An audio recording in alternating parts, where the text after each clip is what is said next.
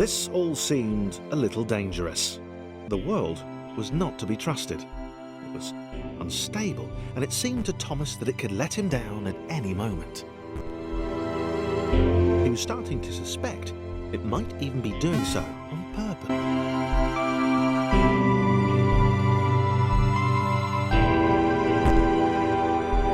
Thomas wondered whether the portals were actually taking him anywhere.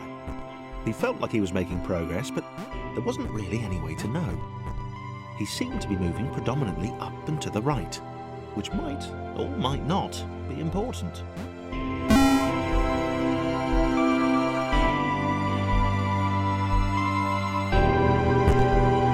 It might have been paranoia again, but Thomas could have sworn the world was becoming more complicated.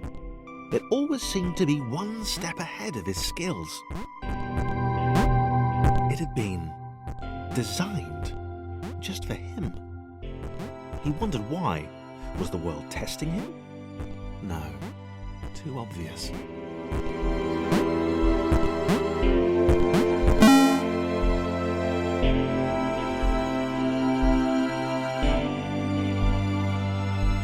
Something about the boiling, toxic, glowing water intimidated Thomas. He didn't like it. He certainly didn't want to swim in it. He made another mental note. 4. Water. Not good. To be avoided.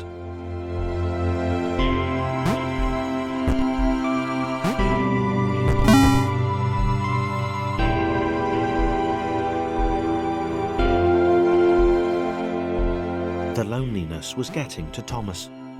No amount of observation or obsessive note-taking could combat that.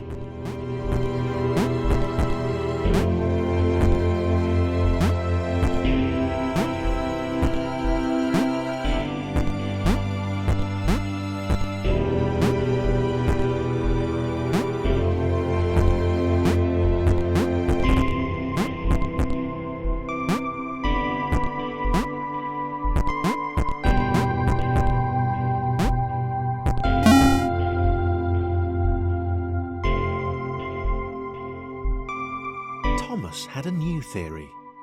The world was training him. He could feel himself getting smarter. There was the mental list to consider. Over the minutes and seconds since his spontaneous generation, he'd become a pretty skilled jumper. He was evolving. He just wished he had someone to share it with.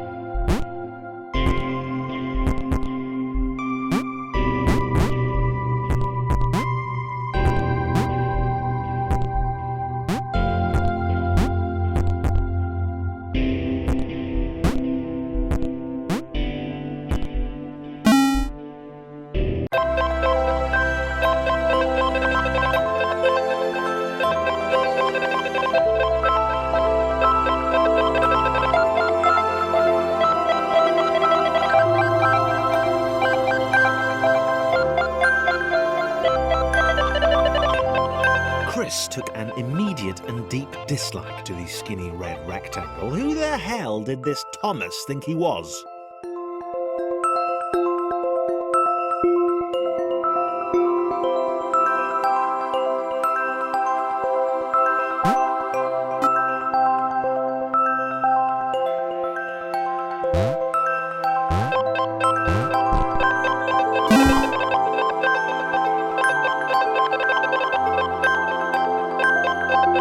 Chris had been doing fine. He wasn't the highest jumper, but he'd held his own. He'd even been graceful at times. Well, not actually.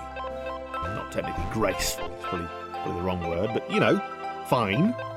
There was that skinny little runt leaping about like he owned the place.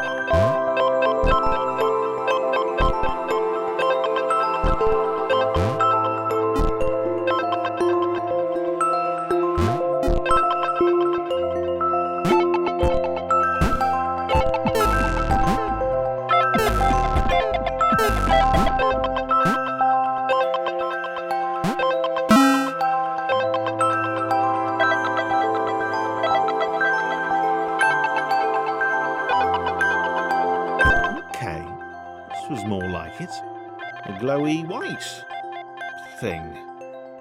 Only Chris could get to it, which of course made it all the more enticing. What would it do? What new opportunity might this switch open up to him?